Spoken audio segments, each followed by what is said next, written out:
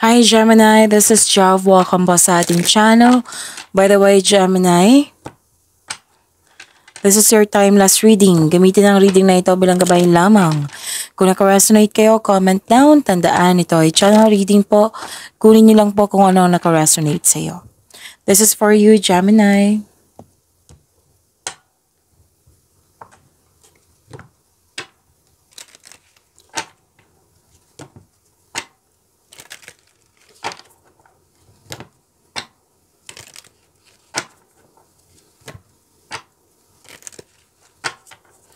Para po ito sa iyo, Gemini.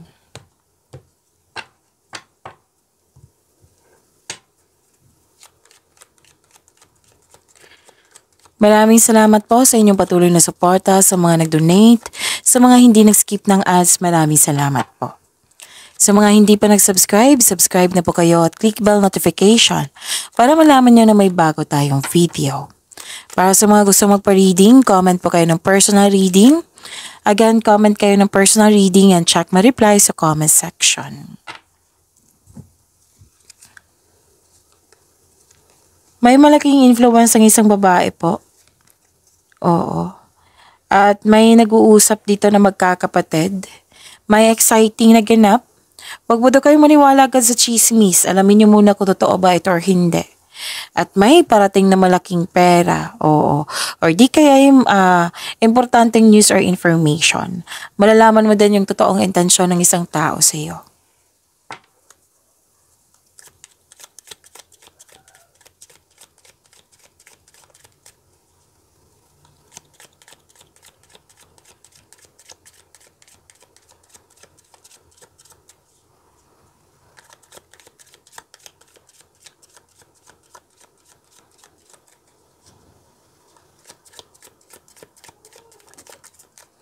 This is your energy, Gemini.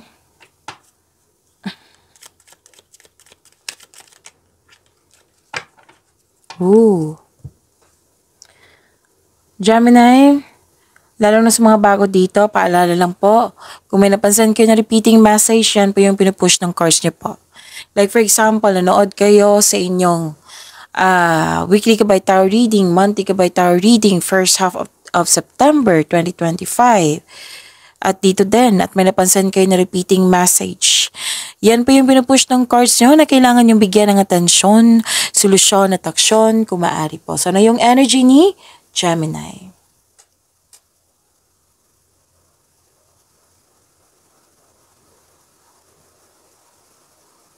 Okay, Gemini, may biglaang pagbabago po. Biglaang pagbabago, may nakita ko ditong mas lumawak yung ambisyon mo sa buhay.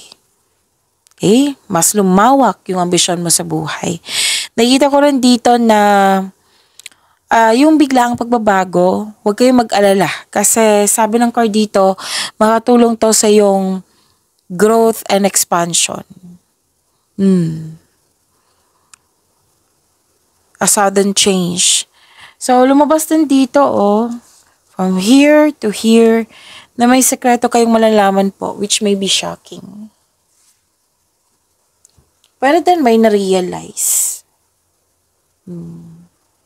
May narinig din ako ngayon na may nagsabi sa akin ngayon, bakit ko ngayon ko lang na-realize to? Dapat noon pa. May narinig akong ganyan.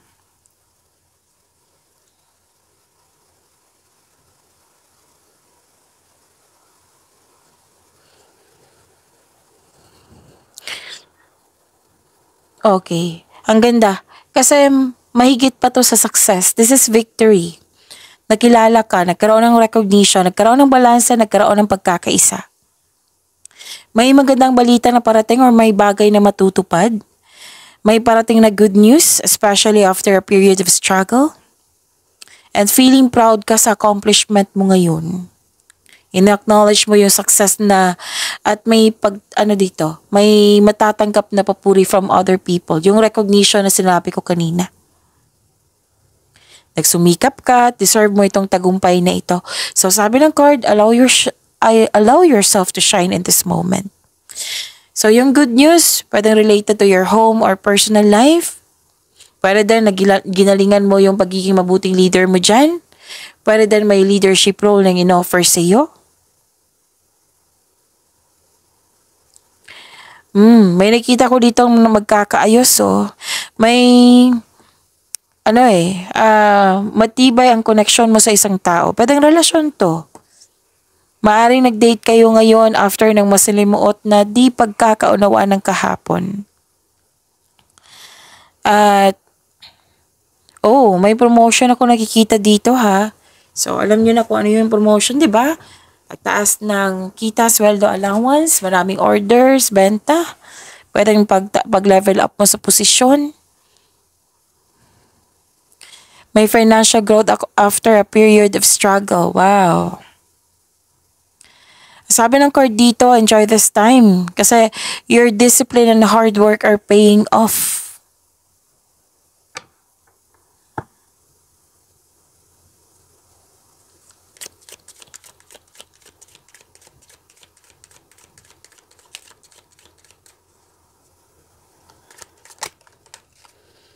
This is about your career and money.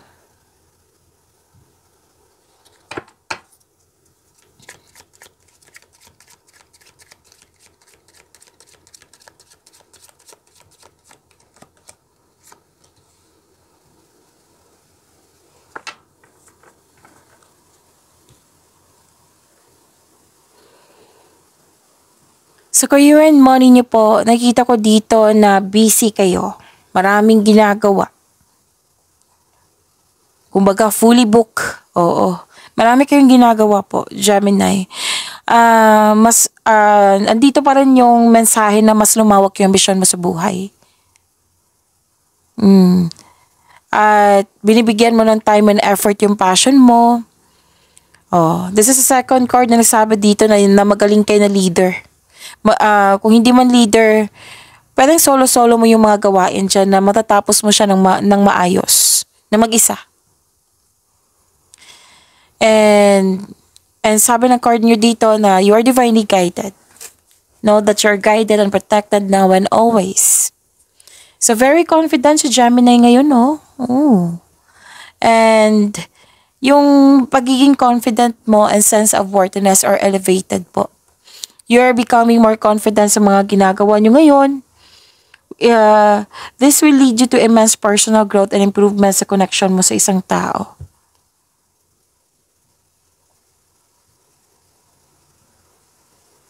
You're feeling powerful, very confident nga. You're taking an action with courage po. And you are enjoying being recognized by the people. So, recognition pa rin lumabas from your energy cords. Makinig po daw kayo sa inyong intuition para magkaroon ng growth at magbigay kayo ng action toward increased prosperity. Your creative and enthusiasm are important part of your success. So, andito pa rin yung na sabi ng ang card nyo dito, magaling kayo sa mga ginagawa nyo dyan. Magaling kayo na leader.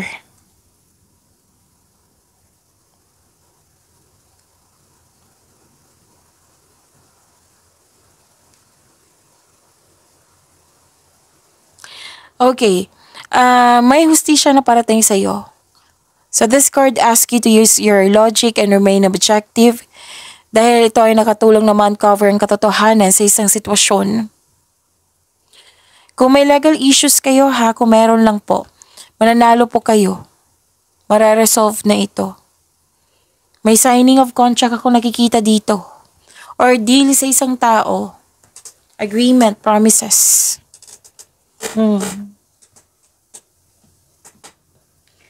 And this card advise you na maging totoo sa iyong sarili. Stay true to yourself and act with integrity. Magkaroon ng yung hindi naging balance before, nung nakaraan. Ngayon, magiging maayos na. Pabor na sa'yo. At ang advice ng card nyo dito, use your intuition to set your moral compass. Sobrang hard worker mo. Hard worker si Gemini. Kailangan mo din balansehin yung oras mo.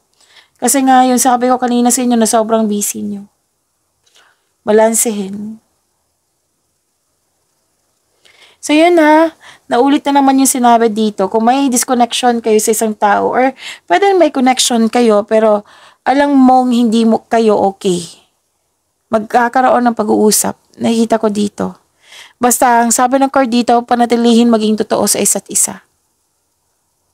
Nasabi ko na 'di ba yung signing of contract. So, kung may ganap na challenges dyan, huwag kayong mag-alala, Gemini. Magiging maayos din to. Magkakaroon siya ng positive outcome.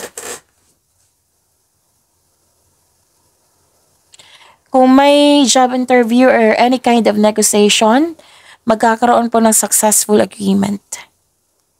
Magiging successful po ito. Sa financial, mabalanse mo ng kaperahan at mas mai-improve pa ito. So may pagkakaayos dito ha. Fairness, maging balanse na, may justisya, may cause and effect, clarity, may nalaman kayong katotohanan.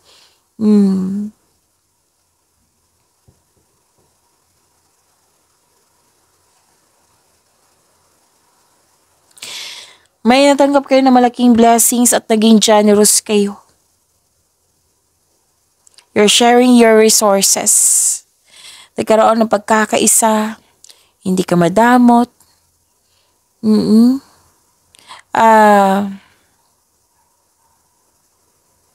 Maaari makareceive ka ng regalo or tulong. Yes. Wow. Lumabas din dito. Makaka-receive ka ng malaking pera. Nag-clarify siya ha sa oracle cards nyo. Makaka-receive ka ng malaking pera. Pwede din return investment po ito. Ito ay parating na nagbibigay ito ng happiness sa iyo. May promotion pa rin na kung nakikita dito. Yun, explain ko na kanina, diba, kung ano yung klaseng of promotion yan. So this card asks you to consider helping someone at work. Pwede din ikaw yung nagbigay ng tulong kasi mahilig kayong magbigay ng tulong. Maaari itong lumabas ito kahapon sa inyong weekly Gabay Tarot reading. May transformation din ako nakikita dito.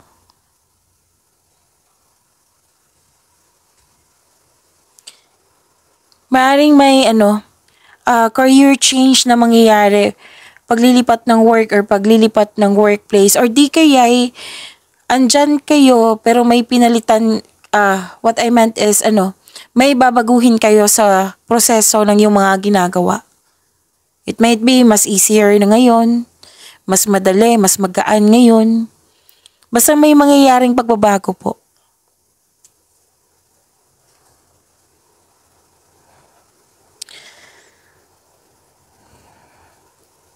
Pero din na kung negosyante ka, may balak kang itigil yung negosyo mo para mag-try ng ibang negosyo na connected sa passion mo.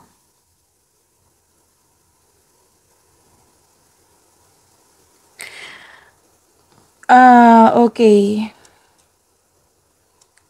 Pero din may end of contract. Or umalis ka, tumiwalag ka, umiwas ka, nagput ng space. Pwede. And kung sa kaperahan, this is a tough time pero huwag kayong mag-alala. Money matters will improve. So hold tight lang po, kapit lang po. Pwede din itong anong tawag nito?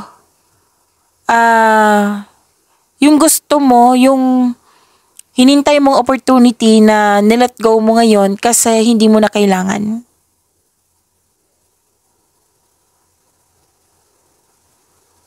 May nagsabi din sa akin ngayon. Oo, so salangan ko sabihin. Pwedeng nag-arrange kayo dyan or nag general cleaning sa mga sa work mo, sa workplace mo na pinalitan mo, may may pinalitan ka. May nagbago. Yan. May nag-change sa environment.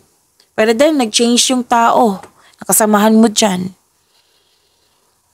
For example, naging salbahe siya before. Ngayon, naging mabait na. Oo. Okay, so this is new beginning po. May pagkakaroon po na transformation. Okay? So, growth always means leaving something behind.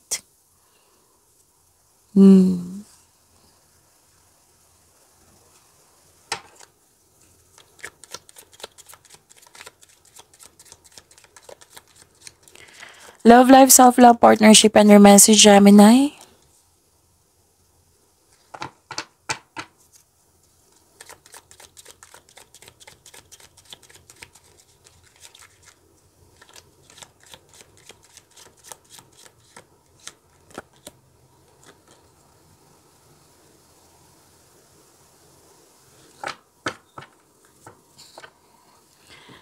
Gemini.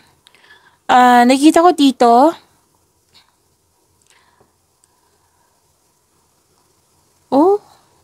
sa love life to ha, sa love life, self-love, partnership, and romance.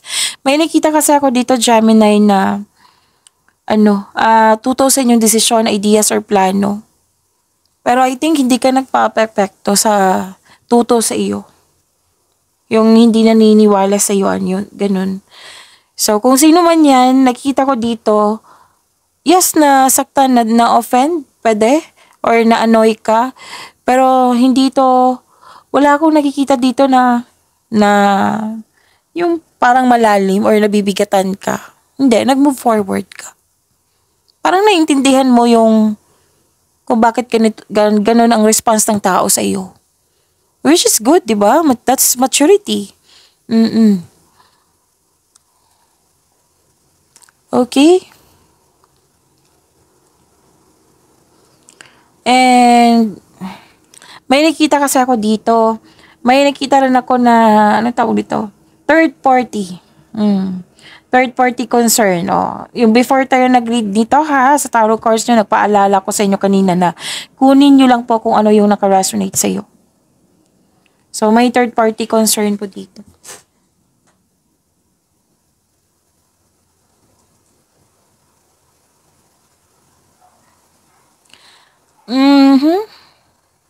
Okay, Gemini.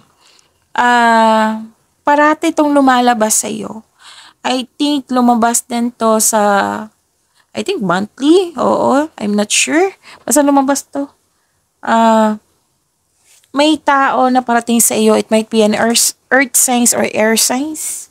Taurus, Virgo, and Capricorn, Gemini, Libra, and Aquarius. Kapon yung air signs. May parating sa inyo. Oo, no, mabilis siyang mag-approach. Posibleng bata pa sa iyo or youthful pang attitude. Oo. Para sa mga relasyon sa buhay mag-asawa, excited kayo dito. Pero din sa pamilya to. Sa partner, sa pamilya, sa kaibigan. Excited kayo dito kasi may sa kasiyahan. Pwedeng monthsary, anniversary, or any kind of celebration. Pwede din outing ito. Nagkaroon ng transformation, which is lumabas na naman yung transformation. Yung may realization ako nakikita dito, Gemini, na pwede siya yung nagsalita, na sinabihan ka, or pwede din ikaw na may, di ba sabi ko kanina sa inyo na may realization ako nakikita, na yung dati nahihirapan tayo, ngayon okay na, magaan na. May example po iyan. Basta po may nangyaring transformation na na-appreciate mo yung transformation, na may nakuha kayong learning sa nakaraan at nagustuhan niyo po yung pagbabago. Yan. Okay?